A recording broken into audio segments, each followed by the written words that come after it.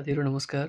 आज अङ्ग्रेजी नयाँ वर्षको पहिलो दिन बजार जान मन थियो। यसो मलाई एटलिस्ट कोस्टामा गएर अमेरिकानो र चोकलेट क्रोसन चाहिँ खानु मन थियो होइन। आज घरमै थन्किएर बसियो धन्न। आज बुढीले चाहिँ अलिकति जाँगर चलाएर राम्रै गरी पुलाउ, चिकन ग्रेभी र काँक्रो मुला आलुको आलस हालेर अचार बनाइन्। जे होस् मिठो भएको थियो।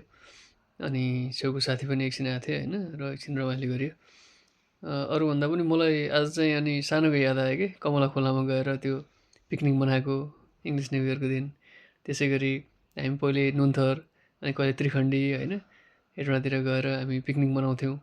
त्यो बेलाको कलेजको साथीहरू अनि क्याटवाक गरिन्थ्यो। अनि सर मिस साथीभाइहरू सबैजना त्यो खोलाको छेउमा गएर सबैजना पकाएर फोटो खिचेर त्यो होइन कोक फ्यान्टा साथीहरूसँग मिलेर खाँदा अर्कै रमाइलो हुन्थ्यो कि। तपाईँहरूको आजको इङ्ग्लिस न्यु इयर कस्तो भयो, के गर्नुभयो, फिडब्याक तथा कमेन्ट गर्नुहोला। धन्यवाद, नमस्कार।